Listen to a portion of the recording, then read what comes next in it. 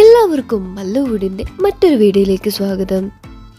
സംഭവം അധ്യായം 1, ബസൂക്ക, കണിമംഗലം കോവിലകം എന്നീ സിനിമകളുടെ അപ്ഡേറ്റ് ആണ് ഇന്ന് നമ്മൾ നോക്കാൻ പോകുന്നത്. ആദ്യത്തെ അപ്ഡേറ്റ് കണിമംഗലം കോവിലകം എന്ന സിനിമയെ പറ്റിയാണ്. ഈ ഒരു സിനിമ ഒരു ഹൊറർ കോമഡി സിനിമയാണ്.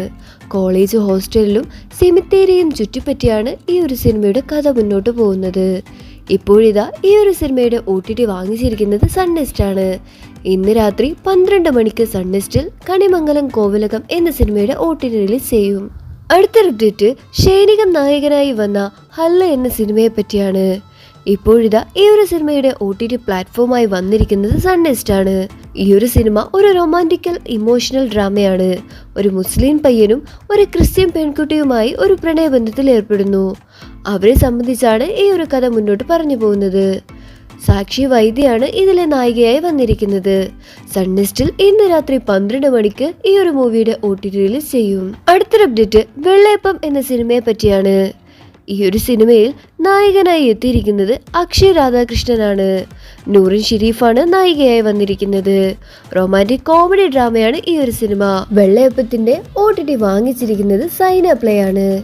ഈ മാസം അവസാനം തന്നെ ഈ ഒരു സിനിമയുടെ OTT റിലീസ് ഉണ്ടാവും. അടുത്തൊരു അപ്ഡേറ്റ് തുവാൻ മെയിൻ എന്ന ഹിന്ദി സർവൈവൽ ത്രില്ലർ സിനിമയെ പറ്റിയാണ്.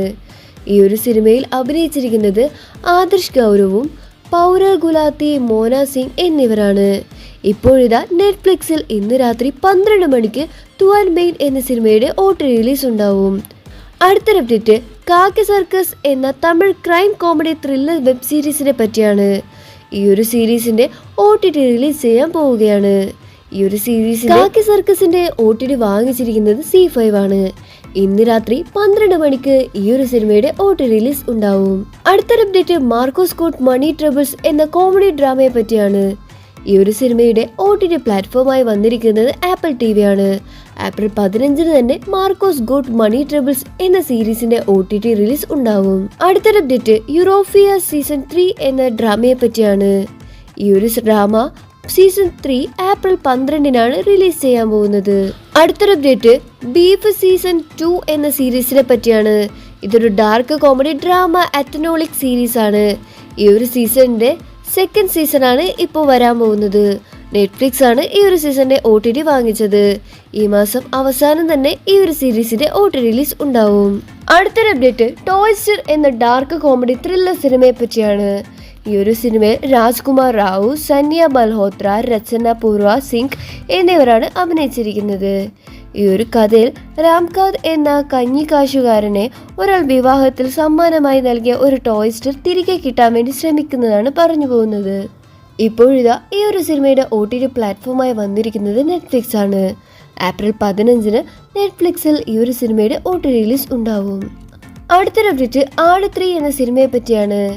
ആട് 3 ഒരു ഫാന്റസി കോമഡി എന്റർടൈനർ സിനിമയാണ്. ഇപ്പോഴിതാ ഈ ഒരു സിനിമയുടെ OTT പ്ലാറ്റ്ഫോം ഏതാണെന്ന് വ്യക്തമാക്കിയിട്ടില്ല. ജയസൂര്യയാണ് ഇതിലെ പ്രധാന കഥാപാത്രമായി എത്തിയിരിക്കുന്നത്.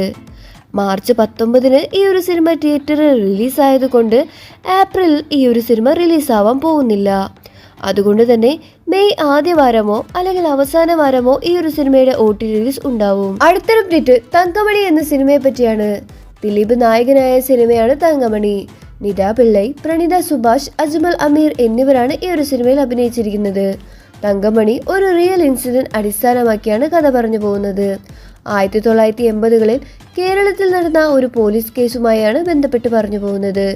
ഇപ്പോഴിതാ ഈ ഒരു സിനിമയുടെ OTT പ്ലാറ്റ്ഫോമായി വന്നിരിക്കുന്നത് സൈന പ്ലേ ആണ്. വിഷുവിന് ഈ ഒരു സിനിമയുടെ OTT റിലീസ് ഉണ്ടാവും. അവസാനത്തെ അപ്ഡേറ്റ് വിലായത്ത് ബുദ്ധ എന്ന സിനിമയെ പറ്റിയാണ്. പൃഥ്വിരാജ് നായകനായ ഈ ഒരു സിനിമ ഈ മാസം വിഷുവിന് OTT റിലീസ് ചെയ്യും. അപ്പോൾ നിങ്ങൾ കാത്തിരിക്കുന്ന OTT മൂവി ഏതാണ്? അഭിപ്രായങ്ങൾ താഴെ കമന്റ് ചെയ്യൂ. ചാനൽ മറക്കാതെ സബ്സ്ക്രൈബ് ചെയ്യൂ.